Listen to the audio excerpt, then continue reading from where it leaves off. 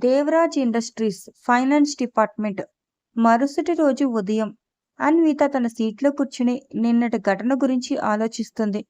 ఆమె ఆత్మవిశ్వాసం చెక్కు చెదరలేదు. కానీ ఒక అద్భుతమైన సీఈఓతో మొదటి రోజునే ఘర్షణ పడటం ఆమెను ఆలోచింపచేస్తుంది. ఆమె కంప్యూటర్ ఆన్ చేసి పనిలో నిమగ్నమవుతుంది. రమేష్ మెల్లగా వచ్చి, అన్విత, అంతా బాగానే ఉందా? నిన్న విక్రమ్ సార్ చాలా కోపంగా ఉన్నారని విన్నాను. అన్విత: అవును రమేష్, కానీ నేను చెప్పిన దాంట్లో తప్పేం లేదు. వాస్తవాలను నిర్భయంగా చెప్పటం నా లక్షణం. రమేష్: నీ ధైర్యం మెచ్చుకోదగినది. కానీ విక్రమ్ సార్ చాలా కఠినమైన మనిషి. ఆయనతో చాలా జాగ్రత్తగా ఉండాలి. రమేష్ దూరంగా వెళ్తాడు. అన్విత తన పనిని, విక్రమ్ తన టేబుల్ వద్ద కూర్చుని ఉంటాడు. అతని ముందు నిన్న అన్విత సరిచేసిన ఆర్థిక నివేదిక ఉంటుంది. అతను దాన్ని నిశితంగా పరిశీలిస్తున్నాడు. అతని ముఖంలో ఏదో ఒక ఆలోచన. ఆ నివేదికలోని గణాంకాలు నిజమేనని అతను లోలోపల అంగీకరిస్తాడు. కానీ తన గర్వం దాన్ని ఒప్పుకోనివ్వదు. విక్రమ్: ఒక జూనియర్ ఆఫీసర్ నా పనిని ప్రశ్నిస్తుందా?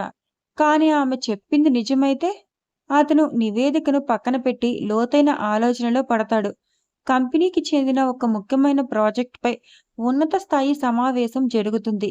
విక్రమ్, మిస్టర్ శర్మ మరియు మరికొంతమంది సీనియర్ అధికారులు హాజరవుతారు. అన్వితను కూడా మిస్టర్ శర్మ తీసుకెళ్తాడు. ఎందుకంటే ఆమె ఆ ప్రాజెక్ట్ ఫైనాన్షియల్ డేటాపై పనిచేస్తుంది. విక్రమ్: ఈ ప్రాజెక్ట్ ఫైనాన్షియల్ అంచనాలు సరిగ్గా లేవని నాకు అనిపిస్తుంది. మిస్టర్ శర్మ, మీ ఫైనాన్స్ డిపార్ట్మెంట్ దీనిపై మరింత స్పష్టత ఇవ్వాలి. మిస్టర్ శర్మ: సరే, మేము అన్నీ సరిగానే చూశాం. నిన్ననే అన్వితారెడ్డి కొన్ని విషయాలు చెప్పింది.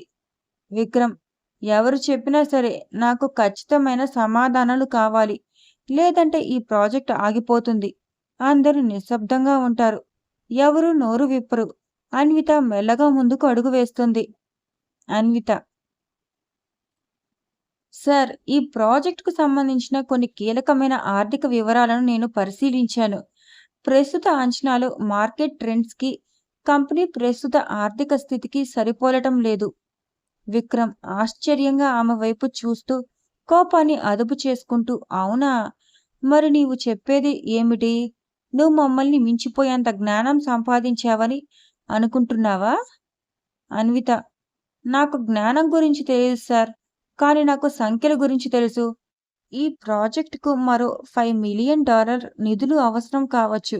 లేదంటే భవిష్యత్తులో పెద్ద నష్టం వస్తుంది. సమావేశ మందిరంలో ఒక్కసారిగా నిశ్శబ్దం అలుముకుంటుంది. సీనియర్ అధికారులు ఆశ్చర్యంగా అన్విత వైపు చూస్తారు. విక్రమ్ ముఖంలో కోపం, ఆశ్చర్యం మిళితమవుతాయి. అతను ఆమె ధైర్యాన్ని, సూటిగా మాట్లాడే తీరును చూసి చలించిపోతాడు. సమావేశం ముగిసిన తర్వాత విక్రమ్ తన కార్యాలయంలో కూర్చొని ఉంటాడు. అతను లోలోపల అన్విత చెప్పిన మాటలను ఆలోచిస్తూ ఉంటాడు. ఆమె చెప్పిన లెక్కలు విజయమయ్యే అవకాశం ఉందని అతని అంతరాత్మ చెబుతుంది. అతను తన ప్రైవేట్ అకౌంటెంట్కి ఫోన్ చేసి ఆ డేటాను తనిఖీ చేయమని ఆదేశిస్తాడు. విక్రమ్: నేను మీకు పంపిన కొన్ని ఆర్థిక నివేదికలను వెంటనే పరిశీలించండి. ముఖ్యంగా ప్రాజెక్ట్ జూనోకు సంబంధించిన అంచనాలను తిరిగి తనిఖీ చేయండి. నాకు త్వరగా రిపోర్ట్ కావాలి. విక్రమ్ లోపల అన్విత పట్ల ఒక రకమైన ఆసక్తి మొదలవుతుంది. ఆమె ధైర్యం, ఆమెకున్న పదునైన చూపు అతన్ని ప్రభావితం చేస్తాయి. కానీ అతని గర్వం దాన్ని అంగీకరించదు.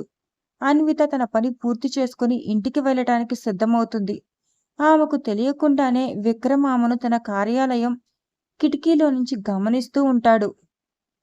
విక్రమ్ తనలో తాను ఆమె వైపు చూస్తూ, ఈ అమ్మాయి ఏదో ప్రత్యేకంగా ఉంది. తన ధైర్యం, నిజాయితీ, ఇలాంటి వాళ్ళను నేను ఎప్పుడూ చూడలేదు.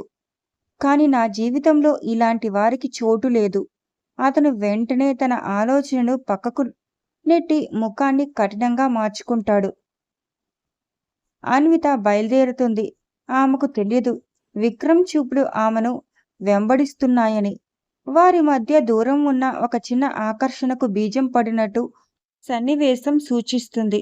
ఇదండి మిసెస్ విక్రమ్ పార్ట్ 2. మీకు కనుక నా వీడియో నచ్చినట్టయితే please like, share, comment and subscribe my channel. Thanks for watching my video.